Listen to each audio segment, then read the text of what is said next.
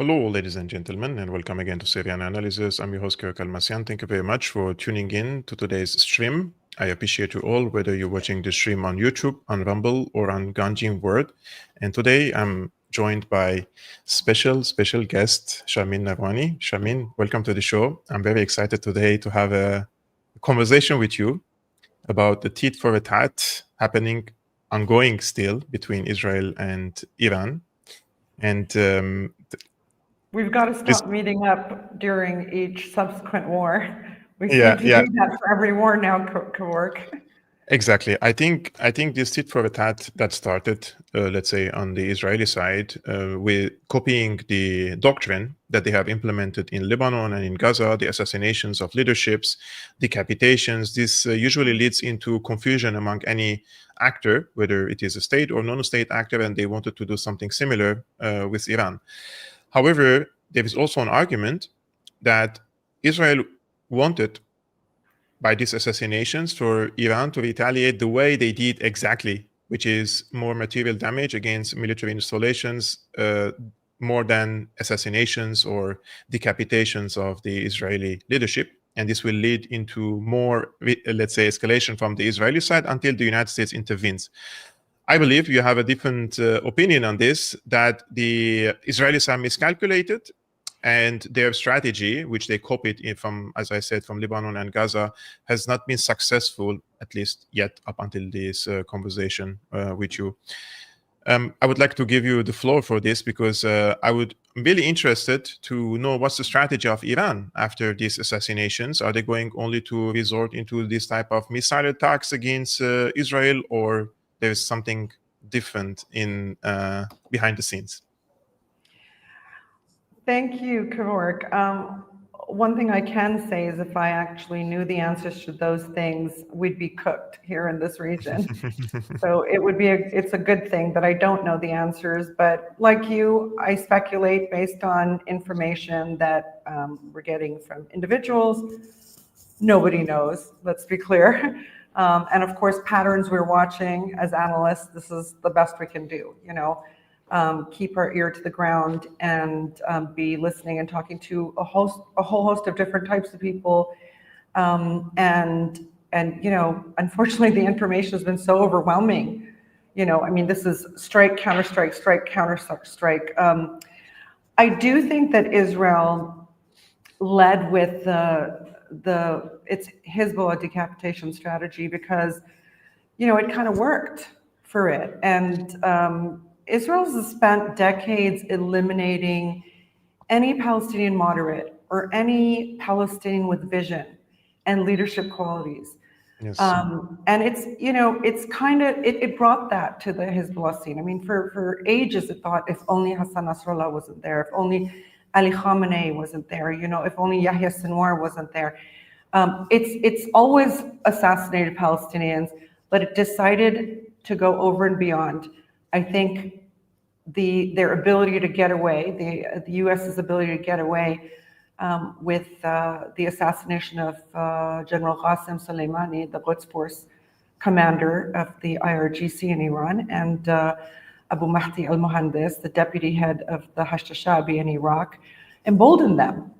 Of course, there was a very decisive reaction from the Iranians, I think a dozen or 2 dozen ballistic missiles into U.S. military bases in Iraq, something that had never been done before, to the Americans. And there were some targeted killings of American and Israeli forces operating in Erbil. Not just forces, not just regular soldiers. A story of the cradle broke, by the way, but higher level commanders of units, etc., who were viewed as having been directly involved in the assassination planning. So I think they've been wanting to kill these people because that's what Israel does. It assassinates every Palestinian that could possibly wrangle peace agreement or, bring a Palestinian state to fruition or had the adoration of millions and or legitimacy of any kind. So now they've taken it to their bigger threats. which were, obviously Hezbollah, and then what they call the head of the snake, Iran, right? There's a lot of difference between Iran and Hezbollah. Hezbollah is a non-state actor in a very small country, population 5 million, with a very, very small geography. Iran is a state, a centrally controlled state with full geographic and territorial integrity and very sovereign. Okay, it doesn't have a master, right? Yes. So extremely sovereign. It also, I think Iran's something like 1.7 million square kilometers. I'm not sure if that's right, but very, very big. And very large. very More than large. 90 million people, basically. Yeah, and mountainous terrain, lush terrain, desert terrain. It's not an easy country to. I mean, you'd be very hard pressed to invade Iran. So it has that geographic depth. And since the revolution, it has established probably the most thorough and genuine institutions of any country in this region. There are some countries that have, always lauded their military, like the Egyptian army, for instance, but there's a lot of corruption, et cetera there, But Iran genuinely has institutions. Yes. And they are run by consensus too. Everything in Iran gets done by consensus. Of course, there are leaders who can make an absolute decision, but things are run by consensus there. So this includes their security establishment. This includes their military establishment, intelligence. It includes their, education establishment, their agricultural establishment, their science and technology and R&D, everything.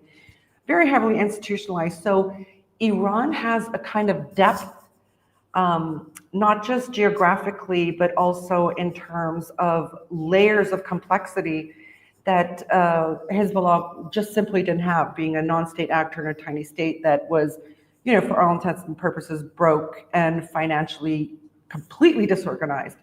And so when the Israelis decapitated their most feared, enemy leaders, I think they knew this, but maybe not to the extent at which and the speed at which Iran replaced them with people who, their analysts are saying like, well, you got rid of the moderates. These are the people who urged the practice of strategic patience for way too long.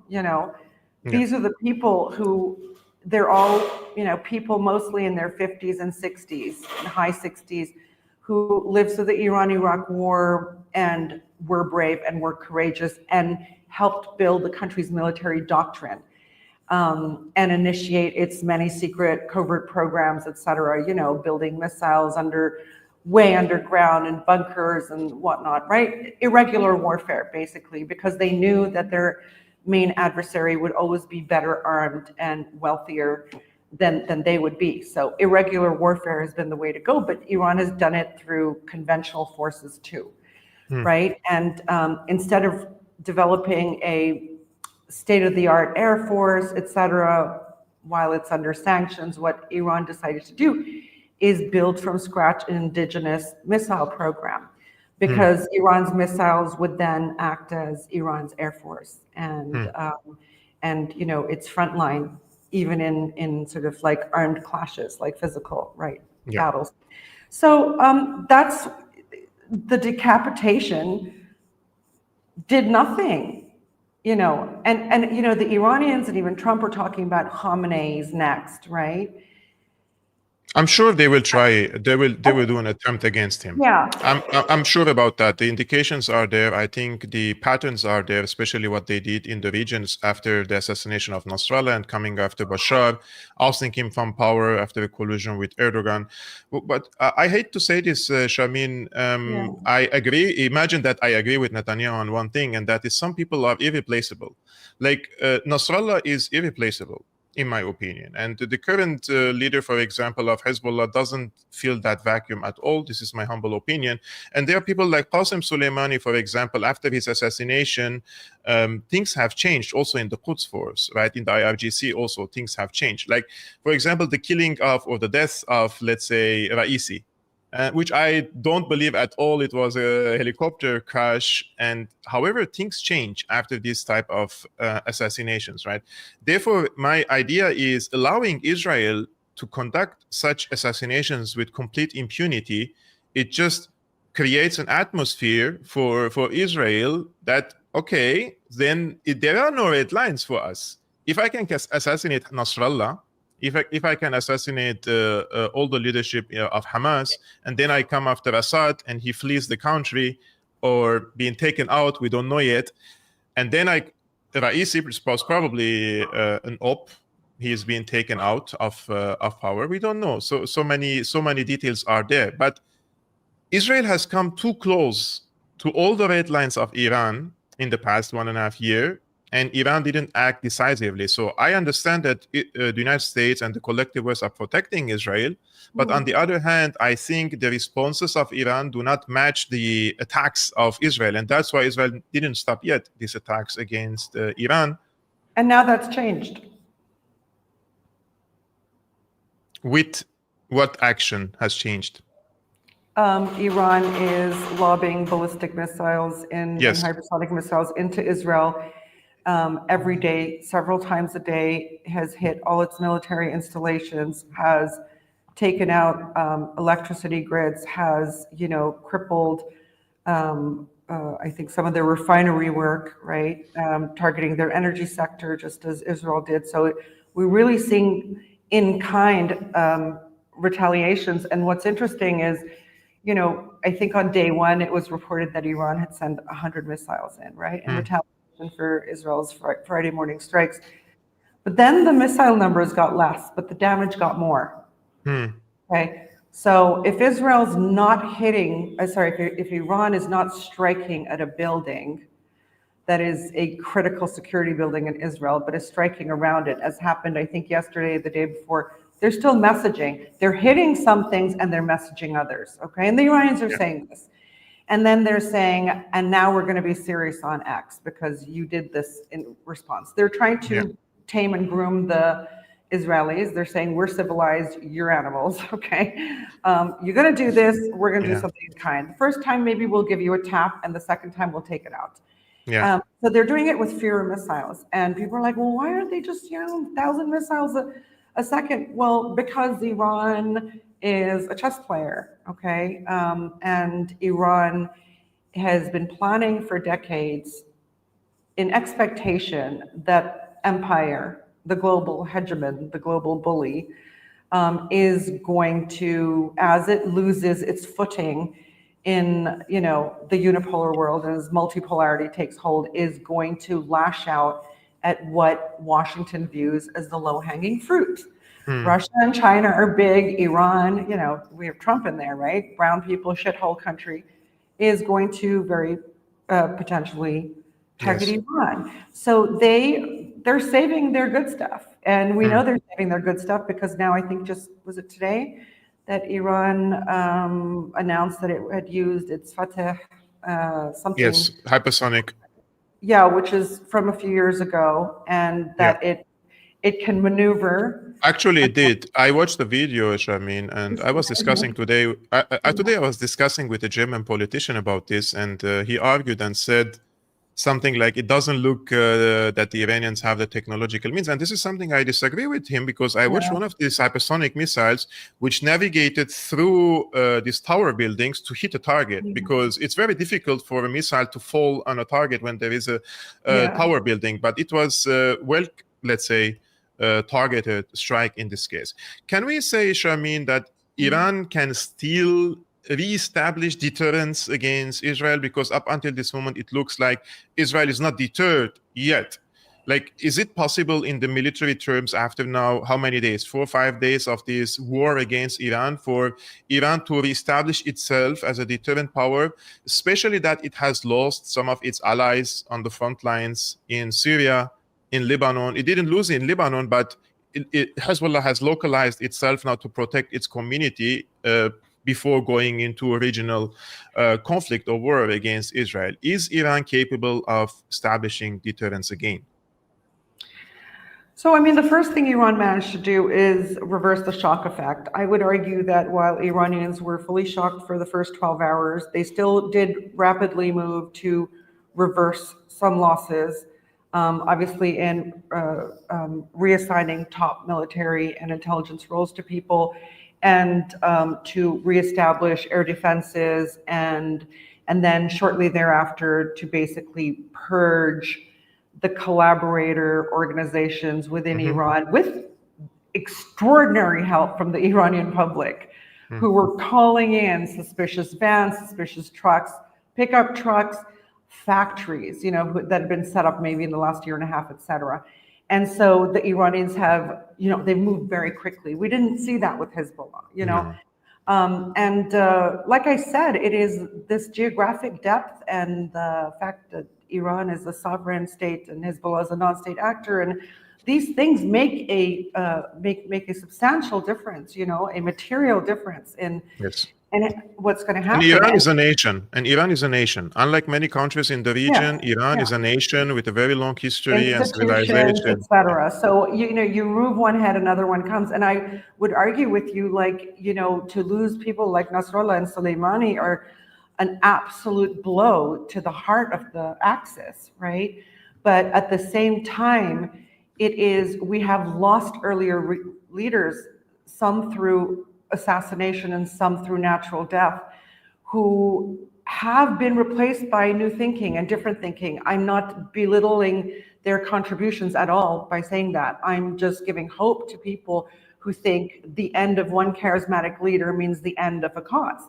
It's not the case. We have seen that happen over and over again. And in this case, the Israelis got rid of the people who were urging negotiations and trying to put the focus on the negotiating table, and who had been advocating for strategic patience ad nauseum.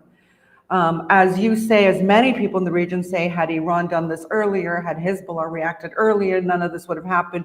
Well, this is how you learn lessons. And like I said, you had a generation of Iranian and Hezbollah leaders who had grown up through very, very difficult wars and strife, and who had been conflict-free for a very long time. And I think the security complacency with Hezbollah was unacceptable,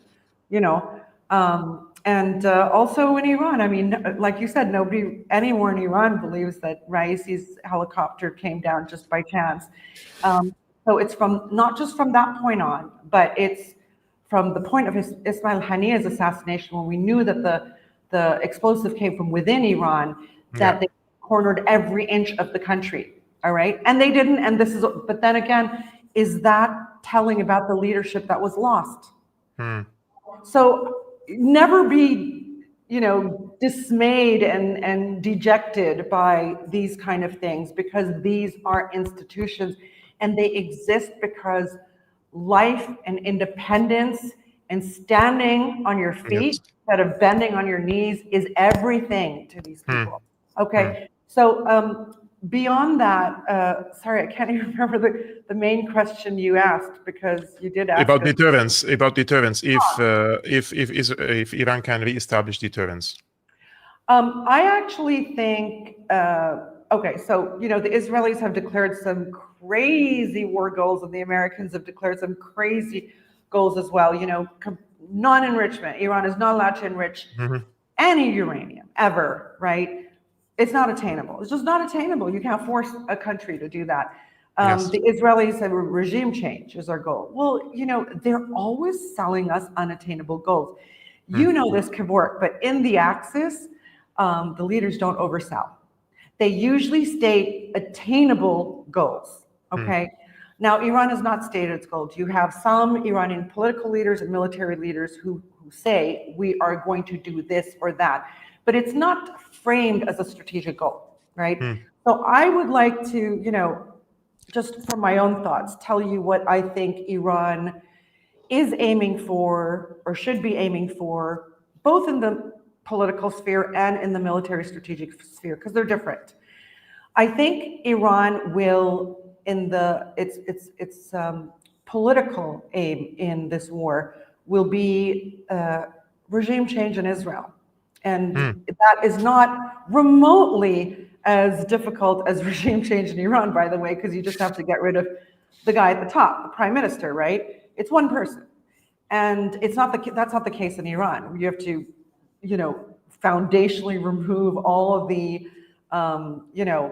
the instruments of the Islamic Revolution, which is like virtually impossible.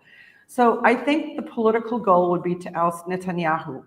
And I'll tell you why that's attainable. Number one, I would say that after the initial shock from the Iranians of maybe 12 hours or so, Israelis are now in shock. They're constantly in bomb shelters. They did not imagine that their leaders would lead them into something like this. They're screaming at their leaders. The leaders are screaming at each other.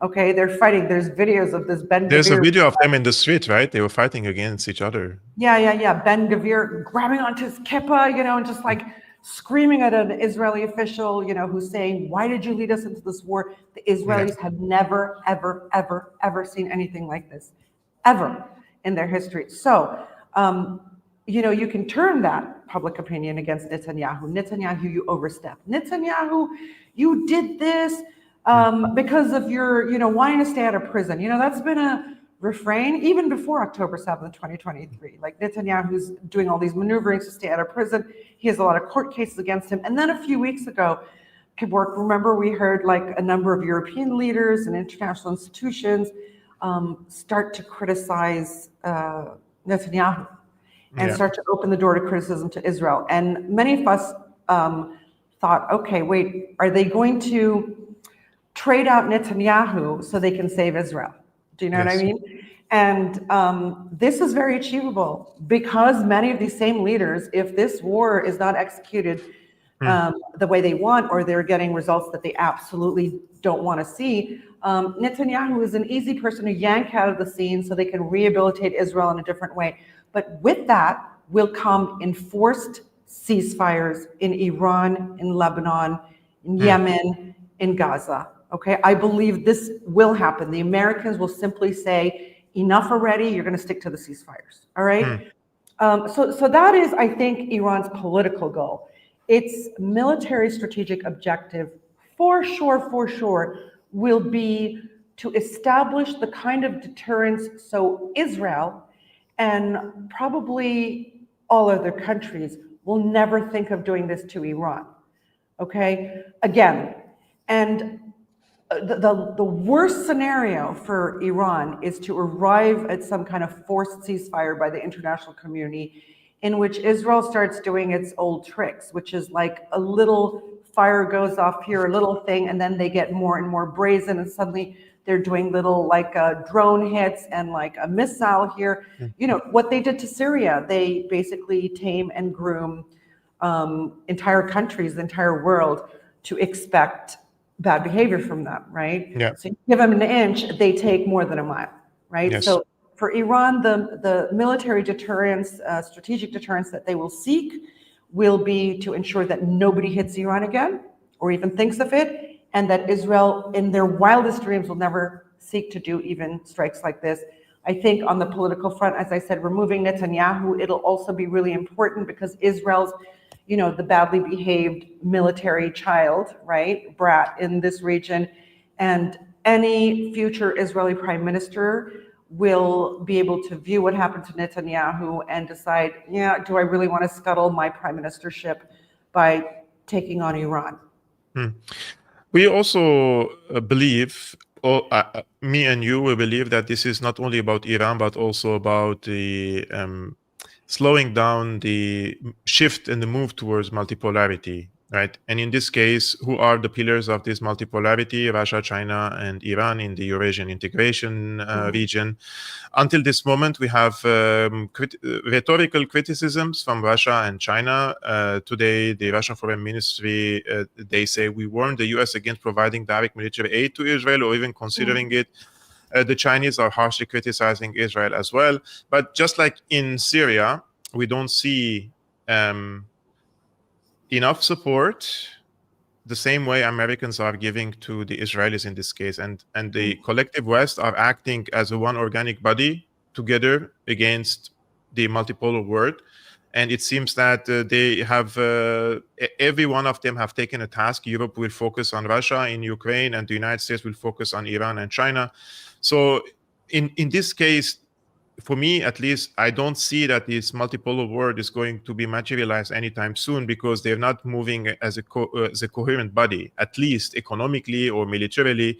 There are so many cases like Iran buys a weapon from Russia, or asks for a certain weapon, and they delay it and delay it and delay it, and sometimes they don't even deliver it. Just like it happened in Syria, like you pay for the money for the S-300 and you never receive them. And then once you receive them, they stay in certain locations that you're not allowed to use them. And then they take it back to Crimea. So the crazy things happen sometimes. And in this case, I think having high expectations, for example, from Russia to move in with the axis of resistance is just illogical for me, at least, because I think that the Russians have different calculations and they're already in a strategic war, and China just prefers to stay on passive, at least militarily, when it comes to such hot wars. But the truth of the matter is, if for an argument's sake Iran is weakened, or there is a regime change operation in Iran, then the players which will pay the highest price are Russia and China in this case, and especially China, right? Of course, we know that this trio are kind of, been pushed together by the fact that they're viewed as the U.S.'s primary adversaries. And so we've always wondered for years now, how meaningful are their alliances? Not even alliances, their relationships. How meaningful are they? How far will they go for each other? But I think the fact, that we have this war on Iran, the fact that we have the Ukraine war, the fact that you had China tariffs, really, like every time they want to think, well, maybe the Americans really mean it this time, they're slapped silly, All three of them have been slapped silly very, very recently by the Americans. They're very awake right now, okay? I think there's several things about this moment. All right, I think if in fact the US gets involved in this war against Iran, it actually could mean the end of proxy wars, of the proxy wars that have defined warfare in modern time. When you end the proxy war, the real master shows its face. And then it's very open. The Americans can say, oh, we're really not, we're just, Israel's our ally, we're just giving them some weapons, and sometimes we're stopping in, and sometimes. No, it becomes very clear if the US enters a war with Iran. So does the US want to drop its proxy wars? It allows them to do sabotage and irregular warfare, et cetera, from behind a curtain. Of course, we all know it's doing it, but if it really wants to drop the facade of proxy wars, then it's direct, great power, peer wars, okay? And the US is 100% unprepared for that, okay? Because they're complacent, they're fat, they're slow, their shit costs too much, they're broke. And if they do a direct peer competitor war, 100% dollar dominance will fall the next day. The Russians and Chinese and Iranians, et cetera, will make sure of it. Okay, so dollar is the reserve currency. The Americans simply just don't have the tools to do a war. And then if you think, oh no, but America's the greatest army in the world, they didn't win in Afghanistan, they didn't win in Iraq, what did they do to Libya? In Syria, we're talking like all of NATO, okay? So you're talking about those guys being in lockstep. I agree, they're in lockstep, but what can they win? It's not easy, they have everything, but yet they can't win. But that's because they've been doing proxy wars, right? Yes. What if it's straight on wars? Every single US military gaming exercise against Iran, we're talking now for several decades, run against Iran, okay? Gaming exercise against, war gaming exercise against Iran. The Americans have either shut down the game and restarted it with new rules because the Iranian side wins, or basically, they lie to themselves, all right? They rig the game. And we have so many Americans who participate in these games who confess to this. One of them with the most expensive US war game, I think in history at the time, was like $200-300 million 3-week war game. I think around 2000, 2002. the Millennium Challenge, the guy heading ostensibly the Iran team quit after 24 hours because the Pentagon shut down the game and tried to rejig the rules. But in 48 hours, the Iranians had taken down most U.S. naval assets in the waterways around the Persian Gulf and the Persian Gulf, right? And this is despite the Americans shutting down communications jamming all communications for the Iranians. So, this way the Pentagon never learns. It just stays complacent, So I think you put too much credit to like that side coming together. Iran in its Operation True Promise 2, okay, I think many in the region thought this would be a multi-front exercise. This would be a multi-front assault on Israel. And no, the Iranians did it themselves. That's how they are. They're like, they're foundationally, the Islamic Revolution is about self-sufficiency, not counting on anyone. We have the manpower, we have the intelligence, the know-how, the resources to do all these things. We don't want any more masters because they've just come out of an era of Iran being, America's dog. They didn't want any masters, so they mastered the things themselves. We know this also because, for a few years now, there's been talk of an Iranian-Russian strategic agreement, and that just kept getting put off and put off and put off. And then it finally got signed earlier this year, and we see that there's no mutual defense agreement in there. But we have heard that the Russians tried to advance this. The Russians wanted a mutual defense pact with the Iranians. The Iranians said, "Nyat," or nah. And part of the reason is it goes to their foundational values of the revolution, self-dependence. And, you can't trust, and you don't want to fall into the trap of having somebody who's like more advanced than you in military, whatever, start to dominate your thinking as well, right? But the fact that the Russians offered this means that the Russians understand the importance of this to Moscow as well. Okay, and why did they do this? Because they received Iranian game-changing drones, okay, at very low costs during their execution of the Ukrainian special military operation. And then Iran brought those drones into the Sudanese theater, and that was a game-changing event. And actually, the Iranians managed to pull Russia on side away from the rebellion to the government side. So the Russians have, of course, they've had their experience with the Iranians in the Syrian theater, but this is shown the Russians what an advantage Iran is to them, or a valuable ally. Now, Iran was also the first and only West Asian state allowed into the Shanghai Cooperation Organization, which is a defense strategic organization, okay? To go against terrorism, to go against, this kind of thing. And the Russians, the Chinese, and the Iranians have done joint military exercises, a number of them now, big exercises. So neither of these three countries needs an alliance. They've said so. And Iran says, we won't do alliances. We're just constitutionally not allowed to do that. But we have partnerships and we have allies, right? And we have agreements. I think, of course, the Russians and Chinese know that the Americans are coming next for Beijing and Moscow, and they have very, very strongly, more than we've ever heard, right, denounced Israel's actions from last Friday. Okay, violations of international law. They pulled up all these things. The Chinese are going wild on their social media, mocking the Israelis. Official media too. Yeah, yes, exactly. The Chinese hate the Israelis now. These are not like functioning humans. This is not the humanistic world that China desires. These are not allowable. So I think this is a huge, huge change. I think Iran will be able to pick up the phone and call when they want it, if they need to fill a vacuum in their capabilities, even temporarily. And I think their allies will fill that vacuum. We've already heard this. I think we'll have an article on this tomorrow. But all of this is reported. None of it is like confirmed. The Pakistanis and the Iranian officials top Iranian officials have said this is true, that the Pakistanis have offered to and started shipping hardware to Iran, okay?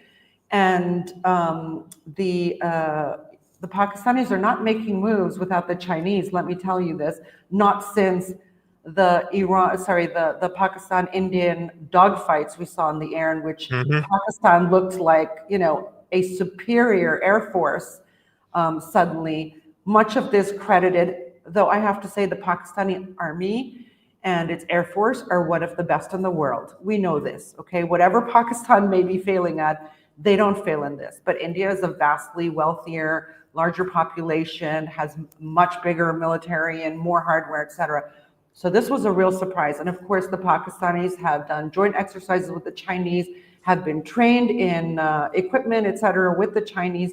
They have Chinese fighter jets, and they have, which we never even heard about like 20 years ago, and Chinese missiles that supposedly made the significant difference, right? So Pakistan's coming full force. I mean, last year, Pakistan and Iran traded missiles against each other across their border. And this year, Iran gets attacked, and instantly Pakistan comes out like making statements it's never made before toward Iran. Like Pakistan is acting like it will sink, but not let Iran sink. Okay, because they know they're next. They know they're next. Because Netanyahu has said so. We're going Yeah. after Islamist countries. None of them are allowed to have weapons of this kind. No, never nuclear. And so he said specifically Iran first, then Pakistan. But this is a few years ago. Yes. What makes Pakistan act like this now? I think it's a very important time. You're talking about multipolarity in the world changing. This Israeli stupidity is going to change geopolitics. We'll have an article at the Cradle next week on why Gulf countries secretly want Iran to win. And that's going to be a doozy. It is changing calculations like crazy. Nobody wants this mad beast to beat out its only adversary. There was a certain benefit to having Iran and Israel go at each other, not directly, but they're in the background because, the Arab states could play. I think we lost your voice. I'm not sure, Sharmine. Do you hear me? I think something happened on my side. Let me check.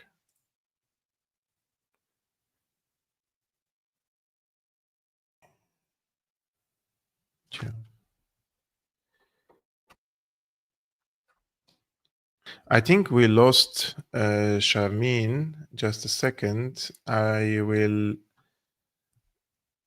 No sound for Sharmine. Yes. Sharmine, we cannot hear you now. We cannot hear you. Let me just write it here. We cannot hear you, Sharmine. Check your microphone. Okay. I will just screen her so she can see. I think, yeah. She's talking. I'm screening to her so she can see. Sharmine, if you can hear us, Habibti, now we lost you. Okay. Let me take her out, back.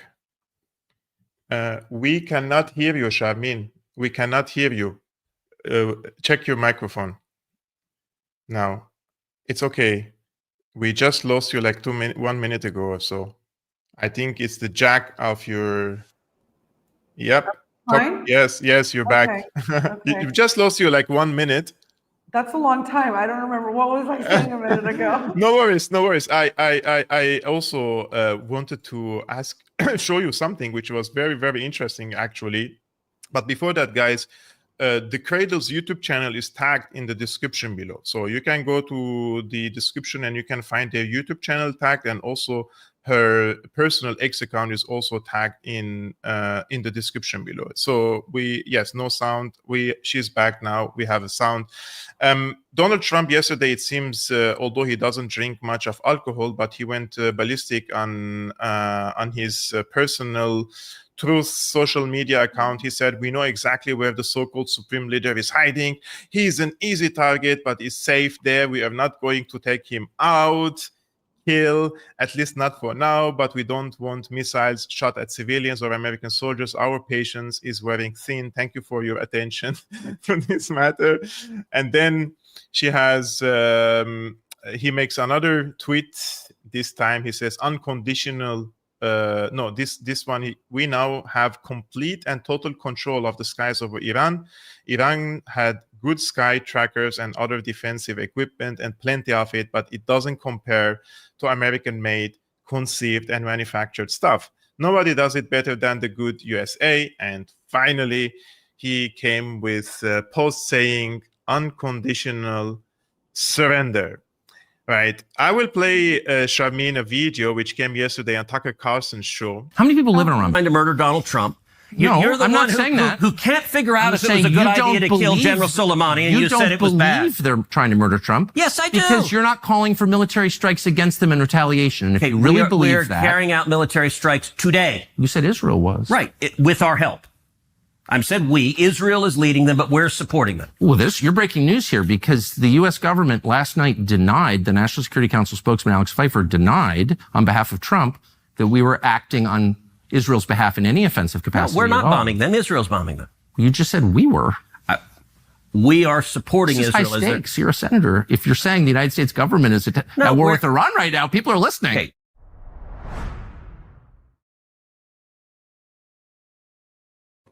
So it looks like there is a big rift in the MAGA base. If Donald Trump opens a war or starts a war now with Iran, meaning fighter jets are flying over Iran, cruise missiles are being fired against Iran, is this going to create an unrepairable rift in the MAGA movement and the end of Trump? How do you see this coming from the peace president of the United States? You know, Iran might have 2 regime changes up its sleeve if the Americans go to war with Iran. I mean, he promised no war. He broke the biggest promise. I think this is a very, it's not that the Americans care much about foreign policy, but it is economic policy they care about. And he, more than anyone, has complained about the trillions of dollars the U.S. has spent, not on its people, not on developing the United States, but on foreign wars for people we don't give a shit about. And so this promise broken, if Iran manages to hit U.S. bases and come out ahead in any way or form, and don't forget, the Western media basically controls what the American people are thinking, right? Except now they're going to Twitter and Telegram and other places to find information, and they're hooting and hollering about it because they're shocked, right?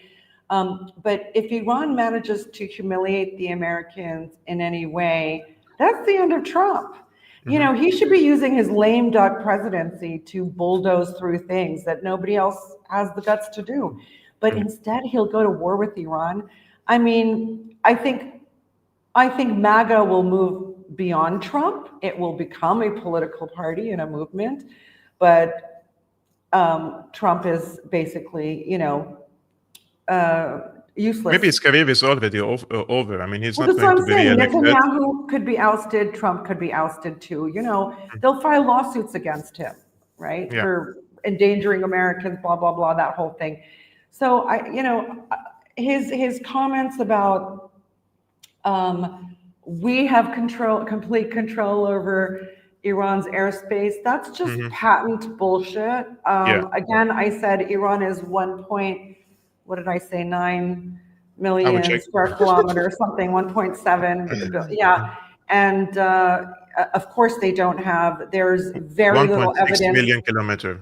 There's very little evidence of even Israeli fighter jets infiltrating Iranian airspace. There's a lot of hints about that and talk about that, but actually we know that a lot of the assassinations and hits and things in Iran came from locally, like a covertly produced drones inside Iran that operated within a Mossad network with local collaborators, very possibly the Mujahideen Khalq, the MEK, which has been designated terrorist group in Iran since the beginning of the revolution, when they assassinated Iranian leaders and sided with Saddam Hussein in the war against Iranian soldiers. You know, it's unforgivable thing. They have zero support in Iran. They're just like a cult group, right? Backed by the Americans, backed by the Israelis.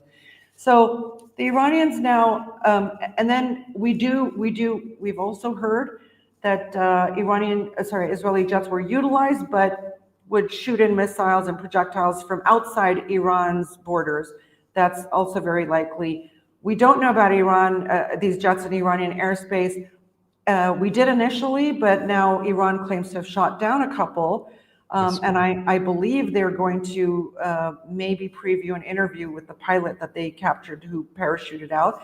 We don't know yet. But meanwhile, what does Israel's airspace look like? Okay. Yeah. Iron Dome works against Katyushas. I don't know why people, like actual journalists, talk about the Iron Dome like not working. They are not supposed to work against ballistic missiles. No. They're not, okay? Take the Iron Dome out of it. Look at the Arrow systems. Look at the US THAAD systems. Look at the Patriot systems. But for God's sakes, don't mention the Iron Dome. It's just not made for that.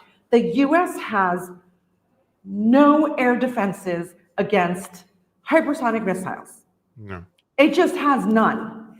So Israel's airspace is completely an operational theater for Iran.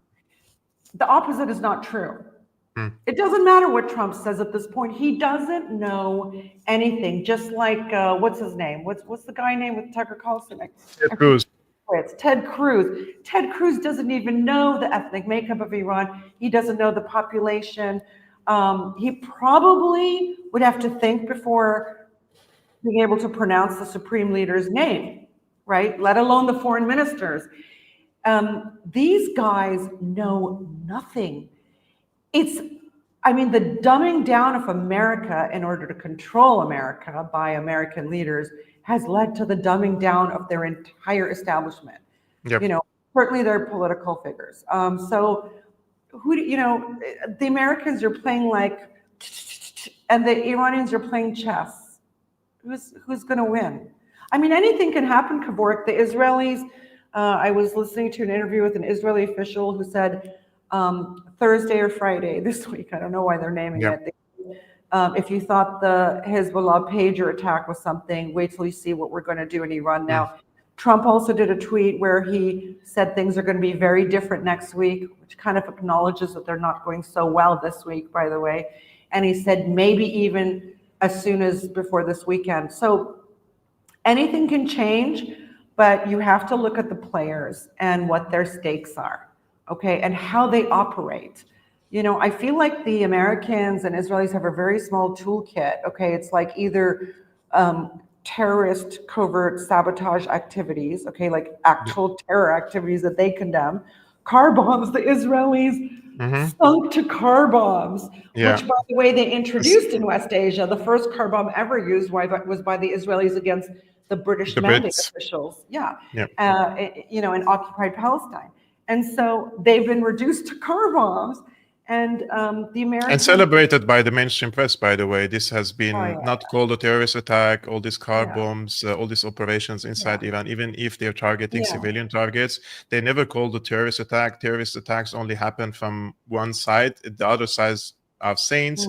And then we have, sorry to say, but idiots like Ted Cruz, who doesn't know, he couldn't locate Iran on the map few weeks ago, and he doesn't know how, because it is important to know the population size of Iran if you're going to fight against their people, because they could mobilize the people to fight against you if there is any sort of invasion. Secondly, you have to care. That's something he should know, because the CIA runs covert activities to divide and rule populations based on ethnicity, religious sect, many things. Indeed. And since Ted Cruz and other Republicans don't like migrants and refugees much, they should care about creating a wave of refugee crisis in in the Caucasus, and also people coming to Europe again. It's like they're doing exactly what they don't like for any outcome to be, and this is destabilize, create refugee crisis, and then cry about refugees coming to your own country. So Ted Cruz have shown himself completely fooled here, and I'm happy that Tucker Carlson has cornered him. I agree with that. I mean, I think more Americans and certainly MAGA folks are tuning into Tucker Carlson than watching the network news and even the cable news in the US. And I sent this to you just before our yes, podcast I was began. It's so fascinating because most Americans think the US military should not get involved in the conflict between Israel and Iran. I would just need 1 second to screen it on the screen here. Sure. So we have. But I'll just talk through it. It's, you know, you have 65% of Democrats who say don't get involved in the Iran-Israel war, 61% of independents, and 53% of Republicans.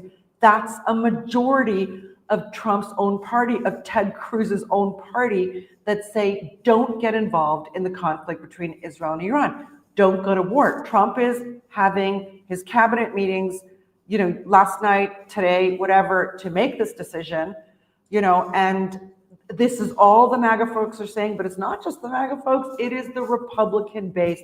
And Yes. this is from an Economist YouGov poll that finished being conducted just 2 days ago. Nothing's changed. This is not from last month, you know. But more important, there's another element to the poll. I mean, there's quite a few questions asked. The question is, do you think the United States should or should not engage in negotiations with Iran over its nuclear program? In this case, This is it. I think it's the majority of those who believe that the U.S. should negotiate with Iran are the Republican Party. Republicans polled, 61% of Republicans polled compared to 58% of Democrats said we should be negotiating with Iran. Negotiating, yes. So Trump's not even, forget MAGA, he's just ignored all, you know, the majority of Republicans. And the majority of Democrats. He's ignored the majority of Americans, right? If he goes to war with Iran. But Cruz is letting spill a lot of beans, saying, you know, basically admitting that Israel could not execute this war without the United States. Meanwhile, Iran is executing its war alone. Yes, I think so too. Iran is executing this alone. Meanwhile, Israel has the backing of the US, direct, UK, and many other countries. Germany, you know, the same lot, the same guys who destroyed Iraq, Libya, Afghanistan. Syria. Yeah, Syria for sure. Syria, yeah. Sharmine, thank you really for coming today to the show and dedicating your valuable time. Guys, make sure to also subscribe to the Cradle Media YouTube channel. They're also having regular conversations there. You also get to know perspectives coming from West Asia, the Middle East. There are different guests and different hosts and different opinions also there. It's always important to support each other and support independent media, so that would be amazing. And tomorrow, guys, we will do again, of course, a live stream at 5 p.m. Central European Time, 11 a.m. Eastern American Time. But tomorrow, exceptionally, we will do our weekly program, Cold War 2.0, with Tarek. Is going to be tomorrow on Thursdays, because on Friday I will not be able to work, unfortunately, for family reasons. So I just have to give you a heads up for that. Sharmine, thank you so much again. I wish you peace. Peace be upon you, upon your families, and peace be upon you guys. And I will see you tomorrow at the same time. Salam.